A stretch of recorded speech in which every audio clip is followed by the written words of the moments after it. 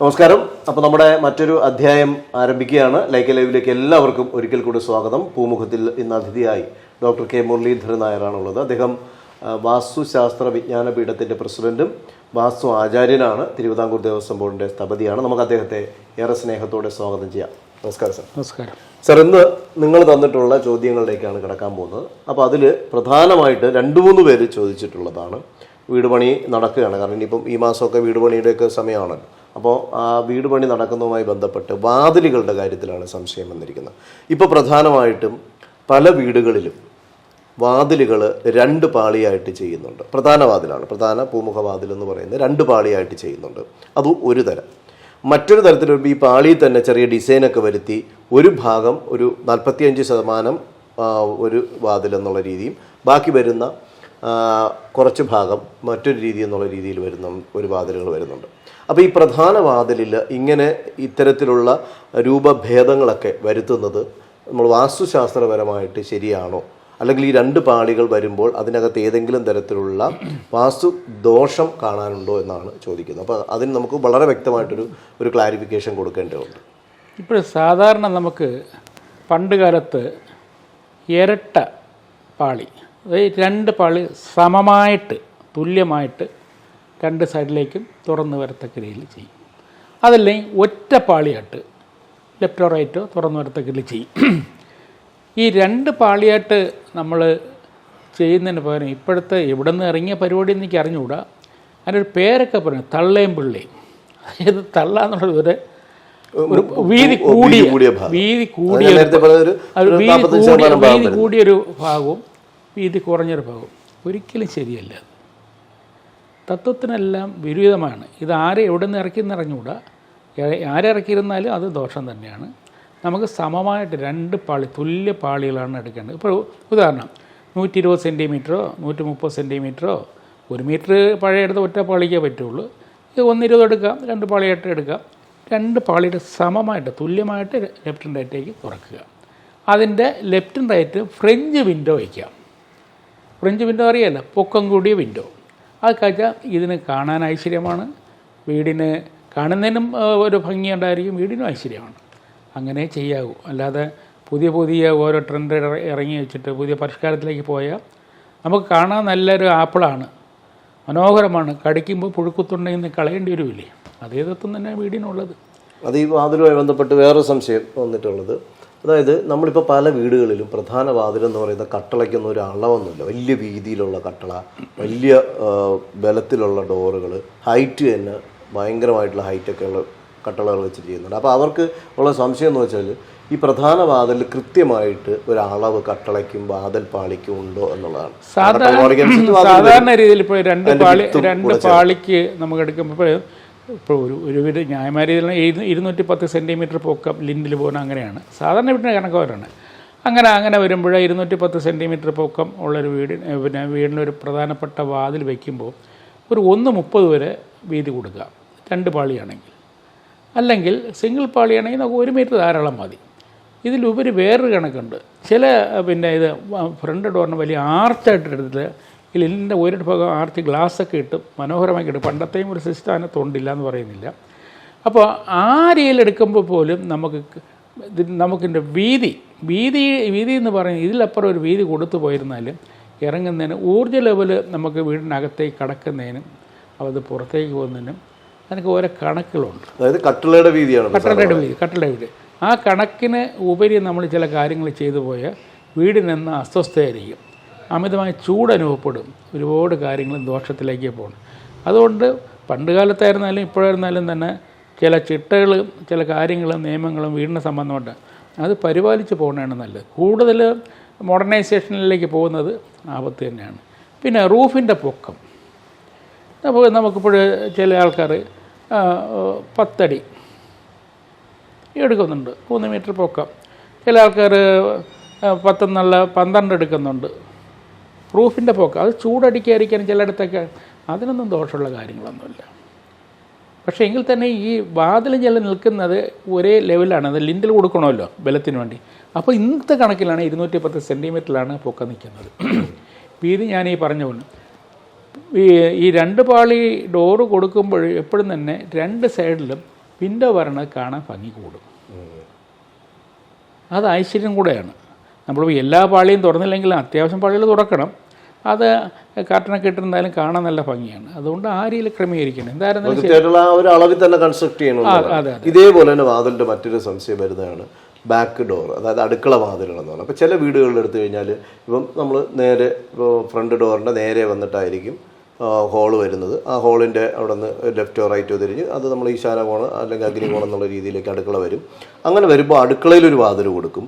അവിടെ നിന്ന് പിന്നെ വർക്ക് ഏരിയ ഉണ്ട്, വർക്ക് ഏരിയന് ഒരു വാതിൽ കൊടുക്കും. അപ്പോൾ ഈ പുറക് സൈഡ്, അതായത് അടുക്കള വരുന്ന പുറക് സൈഡ് എത്ര വാതിലുകളാകാം എന്നുള്ളൊരു സംശയമുണ്ട്. അത് ഞാൻ അടുക്കളയുടെ മൊത്തം കാര്യം പറഞ്ഞു. അപ്പോൾ പിന്നെ നിങ്ങൾക്ക് സംശയമില്ലാത്തതാണ്. വടക്ക് കിഴക്കേ മൂല ഈശാന കോണിലുള്ള അടുക്കള പണ്ട് കാലത്ത് വന്നിട്ട് ഇപ്പോൾ കൊടുക്കുന്നുള്ളൂ കുഴപ്പം. വടക്ക് കിഴക്കേ മൂല ഭാഗത്ത് അടുക്കള കൊടുക്കണമെങ്കിൽ കിഴക്കോട്ടുള്ള ഡോറല്ല കൊടുക്കേണ്ടത്, വടക്കാണ് ഡോർ കൊടുക്കേണ്ടത്. അപ്പോൾ വടക്ക് കിഴക്കേ മൂല വർക്ക് ഏരിയ ഉണ്ടെങ്കിൽ വർക്ക് ഏരിയയിൽ നിന്ന് ഡോറിട്ട് ഇറങ്ങണം. ആ കാര്യം മനസ്സിലായല്ലോ. കിഴക്കില്ല, പിന്നെ ഡോർ പാടില്ല, ഇല്ല, പാടില്ല. തെക്ക് കിഴക്കാണെങ്കിൽ അഗ്നികോണാണെങ്കിൽ അവിടെയാണ് കിഴക്കോട്ട് ഡോറ് കൊടുക്കരുത്. അതിൻ്റെ തെക്ക് ഭാഗത്താണ് ഡോറ് കൊടുക്കേണ്ടത്. പിന്നെ നമുക്ക് തെക്ക് കിഴക്കേ മൂല ഭാഗത്ത് അടുക്കളയുണ്ട്, തെക്ക് കിഴക്ക് ഭാഗത്തിന് വർക്ക് ഏരിയ ഉണ്ട്. ആ വർക്ക് ഏരിയയിൽ നിന്ന് തെക്ക് ഭാഗത്തേക്ക് ഇറങ്ങണം. അതാണ് എൻ്റെ ശരി. പിന്നെ അടുത്ത് വടക്ക് പടിഞ്ഞാറാണെങ്കിൽ, വടക്ക് പടിഞ്ഞാറ് അടുക്കള വരെയാണെങ്കിൽ നമുക്ക് വടക്കോട്ടാണ് ഇറങ്ങേണ്ടത്, പടിഞ്ഞാറോട്ട് ഇറങ്ങരുത്. ഈ തത്വങ്ങളാണ് ചെയ്യേണ്ടത്. അപ്പോൾ അതിനകത്ത് സംശയം ഒന്ന് ചോദിച്ചിട്ടുള്ള വെച്ചാൽ ഈ വർക്ക് ഏരിയയിലും വാതിൽ, അതായത് വടക്ക് കിഴക്ക് എന്ന് പറയുന്ന സൈഡ്, വടക്ക് കിഴക്ക് സൈഡിലേക്ക്, അതായത് ഈശാന കോണിൽ അടുക്കള ഇരിക്കുന്നുണ്ട്. അപ്പോൾ കിഴക്ക് വശത്ത് വാതിലുണ്ട്, വടക്ക് വശത്തും വാതിലുണ്ട്, പാടില്ല. അപ്പോൾ അത് കിഴക്ക് ഭാഗത്ത് അനുയോജ്യമല്ല. അല്ലല്ല, അനുയോജ്യമല്ല എന്നുള്ള പ്രാക്ടിക്കലായിട്ടും ദോഷമാണെന്നറിയാം. കിഴക്ക് ഭാഗത്തേക്ക് സ്ലാബ് ഉണ്ടെങ്കിൽ മാത്രമേ കിഴക്കോട്ട് നോക്കുന്ന ആകാരം പാഞ്ഞ, അല്ലെങ്കിൽ അതിലേക്ക് ഒന്നും അതിന് തടസ്സം ഉണ്ടാവും. സ്ലാബ് അടിക്കാൻ സ്ഥലം കിട്ടാത്ത വരും. അത് വടക്ക് ഭാഗത്ത് സിങ്ക് കൊടുക്കണമെന്ന് വടക്ക് ഭാഗത്ത് തന്നെ ആയിരിക്കണം. അപ്പോൾ ആ സിങ്കിനോട് ചേർന്ന് ഡോർ പുറത്തേക്ക് കൊടുത്താൽ മതി. അങ്ങനെ പാടില്ല. അപ്പോൾ അത് ഡിസൈൻ ചെയ്യുമ്പോൾ സ്വാഭാവികമായിട്ടും അങ്ങനെയൊക്കെയാണ് ചെയ്യേണ്ടത്. അല്ലാതെ വേറെ ഏതെങ്കിലും രീതിയിലൊക്കെ ചെയ്തു പോയാൽ ഒരു വീടിന് സംബന്ധമായിട്ട് എല്ലായിടത്തും കൂടെ ഡോറിട്ട് വെളിയിലേക്ക് ഇറങ്ങുന്നത് ഊർജ്ജത്തെ അത് ബാധിക്കും. നമുക്കൊരു സന്തുലനാവസ്ഥ ഉണ്ട് വീടിനെ സംബന്ധമായിട്ട്. അനുകൂലമായ തരംഗങ്ങൾ വീടിനകത്ത് തങ്ങി നിൽക്കണം. വരുന്നതെല്ലാം തന്നെ പെട്ടെന്ന് അടിച്ച് കാറ്റടിച്ച പോലെ പോയിരുന്നാൽ എന്നും അസ്വസ്ഥത ഉണ്ടാകും വീടിന്. ഊർജ്ജ ലെവല് തങ്ങി നിന്ന് ഔട്ടായി പോകും. അതുപോലെ തന്നെ മറ്റൊരു ചോദ്യം വന്നിട്ടുള്ളത്, ഈ ഇപ്പോൾ പല വീടുകളും കണ്ടിട്ടുള്ളത് നമ്മളിപ്പോൾ ഹോട്ടലിൻ്റെയൊക്കെ സ്റ്റൈലിലൊക്കെ ഇപ്പോൾ വീടുകൾ വരുന്നുണ്ട്. കാരണം മിക്കവാറും ഒക്കെ ജനാല് പാളികളുടെ എണ്ണം കുറച്ചിട്ട് ആ സൈഡ് ബെഡ് ഏതാണോ സൈഡ് വരുന്നത് അവിടെ ചുമര് മാത്രമാക്കിയിട്ടും മറ്റേ സൈഡിൽ ജനാലയെ മാറ്റി വയ്ക്കുന്നു. അപ്പോൾ അങ്ങനെ ഈ ജനാലകളുടെ എണ്ണം, അല്ലെങ്കിൽ ഒരു റൂം എടുത്തു കഴിഞ്ഞാൽ അതിനകത്ത് ഒരു മിനിമം ഒരു സെറ്റെങ്കിലും ജനാല വേണം എന്നുള്ള ഒരു രീതി വേണമോ, അല്ലെങ്കിൽ ഈ പറഞ്ഞ പോലെ ഗ്ലാസ് ഇട്ടിട്ട് മറ്റേ സൈഡ് ഫുൾ ചെവരായിട്ട് വെക്കാമോ എന്നുള്ളതാണ്. സാധാരണ ഹോട്ടലിൽ നമ്മൾ കണ്ടിട്ടുണ്ടല്ലോ, ഹോട്ടലുകളിലൊക്കെ ബെഡ്റൂം വരുമ്പോഴേക്കും അവിടെ ഈ ബെഡ് വരുന്ന സൈഡിലേക്ക് ജനാല ഒന്നും കാണത്തില്ല.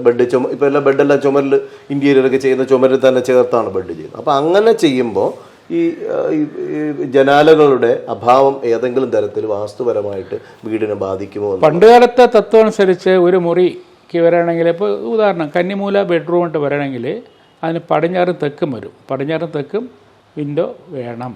ചെറുതായാലും വലുതായാലും വിൻഡോ വേണം. ഇപ്പോഴത്തെ മോഡലിലാണെങ്കിൽ നമുക്ക് ഏതായിരുന്നാലും എയർ പാസിങ് കൊടുക്കത്തക്ക സംവിധാനം ചെയ്തേ പറ്റുള്ളൂ. അവിടെ ഗ്ലാസ് കൊടുക്കണത് ഏതായിരുന്നാലും പുറത്തു നിന്നുള്ള എയർ അകത്തേക്കും പുറത്തേക്കും. ഇപ്പോൾ എ സി ഇടുന്നു, അത് എ സി ഇടുമ്പോൾ മാത്രം നമ്മൾ ചെയ്താൽ മതി. അല്ലാതെ കംപ്ലീറ്റ് കോൺക്രീറ്റ് കൂട് പോലെ അടച്ചു കൂടിയിട്ട് ആ വീടിനകത്ത് നിന്ന് ഫംഗസ് കയറും. ഒരു ബെഡ്റൂമിൻ്റെ അത് അങ്ങനെ ഇല്ലാത്ത അസുഖങ്ങളും ഉണ്ടാകും. എപ്പോഴും തന്നെ നമുക്ക് അല്പമെങ്കിലും സൂര്യപ്രകാശം അല്ലെങ്കിൽ കാറ്റും ഏത് മുറിക്കകത്തും കയറണം, അതാണ് നല്ലത്. എ സിയൊക്കെ നമ്മൾ വീട്ടിൽ താമസത്തിലൊരു വീട്ടിലാണെങ്കിൽ രാത്രി കാലത്തിൽ എ സിക്ക് ഇടുള്ളൂ. പകലും ഇട്ടോടെ മാറ്റമൊന്നുമില്ല. പക്ഷേ എല്ലാം അടച്ചുമൂടി വെച്ചിട്ട് എ സി മാത്രം ഇട്ട് നിൽക്കുന്നത് പല രീതിയിലുള്ള അസുഖങ്ങളുണ്ടാക്കുമെന്ന് അർത്ഥം. അതുപോലെ തന്നെ സാർ മറ്റൊരു സംശയം ഇതിനകത്ത് വരുന്നത് ഈ പാളികളുടെ കാര്യത്തിൽ തന്നെ നമ്മളിപ്പോൾ ഫ്രണ്ടിൽ പറഞ്ഞു പാളികളുടെ എണ്ണം ഇപ്പോൾ 2 പാളി എന്നുള്ളതും അതെങ്ങനെ ആയിരിക്കണം എന്നുള്ളതും, ബാക്കിൽ അതായത് അടുക്കള എന്ന് അല്ലെങ്കിൽ ബാക്കിലേക്ക് ഇറങ്ങുന്ന ഒരു ഡോറാണ് ഏറ്റവും അനിവാര്യം എന്ന് പറയുന്നത്. ആ ഡോർ ഇതുപോലെ 4 പാളി അല്ലെങ്കിൽ 2 പാളി എന്നുള്ള രീതിയിൽ വരാമോ? അത് പണ്ട് കാലത്തൊക്കെ സിസ്റ്റം വെച്ചാൽ നമ്മൾ അടുക്കളയിൽ നിന്ന് അല്ലെങ്കിൽ വർക്ക് ചെയ്യുന്ന വെളിയിലേക്ക് ഇറങ്ങേണ്ട ഭാഗമ്പോൾ നമുക്ക് 90 സെൻറ്റിമീറ്റർ ആയിരിക്കും ഡോറിൻ്റെ വീതി. അതിന് പൊക്കത്തിനടുത്ത് അതിനെ 4 പാളിയാക്കും. അത് നമ്മുടെ ഹാഫിന്ന് 2 പാളി വെളിയിലേക്ക് തുറഞ്ഞ് കാറ്റും വെളിച്ചം കിട്ടിക്കൊണ്ടിരിക്കും, താഴെ അടഞ്ഞു ഇരിക്കും. ആ രീതിയിൽ പണ്ടത്തെ ചെയ്തിട്ടുണ്ട്. പാലിയിൽ ഇപ്പം ചെയ്യേണ്ട തടസ്സമൊന്നുമില്ല. അതായത് മൊത്തം പാളിയെ 4 ആക്കും, പൊക്കത്തിന് 2, 4. അല്ലാതെ നീളവാക്കല്ല, 90 സെൻറ്റിമീറ്ററിനകത്ത് ഉയർത്തുക. അപ്പോൾ കാറ്റും വെളിച്ചം എപ്പോഴും അടുക്കളയിൽ കിട്ടി പകുതി അടഞ്ഞിരിക്കും, തുറന്നില്ല സൂര്യപ്രകാശവും. അങ്ങനെ ചെയ്യാൻ തടസ്സമൊന്നുമില്ല, ചെയ്യാം, കുഴപ്പമൊന്നും. അതോടൊപ്പം തന്നെ ഒരു കാര്യം കൂടി, നമ്മൾ ഈ മൊത്തത്തിൽ വാതിലുകളുടെ എണ്ണം, ചിലതിപ്പോൾ വാതിൽ കാണത്തില്ല, അതായത് ഡോറുണ്ടാവും, പാളി ഉണ്ടാവില്ല, കട്ടള മാത്രമുള്ള എൻട്രൻസ് മാത്രമായിട്ടുള്ള സാധനങ്ങളുണ്ട്. പഴയ വീട്ടിലൊക്കെ അങ്ങനെയാണല്ലോ. നമ്മളിവിടുന്ന് ഒരു റൂമിൽ നിന്ന് കയറി പോകുമ്പോൾ കട്ടളകൾ മാത്രമുള്ള ഇതുണ്ട്, പാളിയുള്ളതുകൊണ്ട്. അപ്പോൾ ഒരു വീടിനകത്ത് നമ്മൾ എത്ര വാതിലുകളാകാം എന്നുള്ളൊരു കണക്ക് നമുക്ക് സാധാരണ ഇരട്ട കണക്കിലാണ് 2, 4, 6, 8 ഇങ്ങനെ ഈ കണക്ക് ഇരട്ടപ്പാളിയിലാണ് സാധാരണ ചെയ്യാറുള്ളത്. ഇരട്ട കണക്ക്. അപ്പം ഇത് നമ്മൾ പറഞ്ഞ പോലെ ഇതിനൊക്കെ വ്യക്തമായിട്ടൊരു കണക്കുണ്ട്. നമ്മളിപ്പം ഭംഗി എന്നുള്ളത് മാത്രം ആലോചിക്കരുത്. ഇപ്പോൾ ഡോറിൻ്റെ ആയാലും കട്ടളപ്പാടുകളായാലും ഇപ്പോൾ പല വീടുകളിലും നമ്മൾ കാണുന്ന വീടുകളിലൊക്കെ വളരെ വീതി കൂടി ഹൈറ്റ് കൂടിയൊക്കെ ചെയ്യുന്നുണ്ട്. പക്ഷേ അതൊക്കെ ഭംഗിക്ക് കൊള്ളാമായിരിക്കും. പക്ഷേ ആ വീടിനെ സംബന്ധിച്ചിടത്തോളം എല്ലാം ഒരു കണക്കുണ്ട്. ആ കണക്ക് അളവ് ഇതിനകത്തൊക്കെ നിന്നുകൊണ്ട് നമ്മൾ ചെയ്തു കഴിഞ്ഞാൽ നമുക്ക് വളരെ സന്തോഷത്തോടുകൂടി മനസ്സമാനത്തോടുകൂടി ആ വീട്ടിൽ താമസിക്കാൻ പറ്റുമെന്നുള്ളതാണ്. അത് വാസ്തു എന്ന് പറയുന്ന ശാസ്ത്രം സത്യമാണ് എന്നുള്ള ഒരു കൺസെപ്റ്റിൽ തന്നെ മുന്നോട്ട് പോകുമ്പോൾ നിങ്ങൾക്കത് മനസ്സിലാവുകയും ചെയ്യും. അപ്പോൾ ഈ എപ്പിസോഡ് വൈൻഡപ്പ് ചെയ്യാണ്.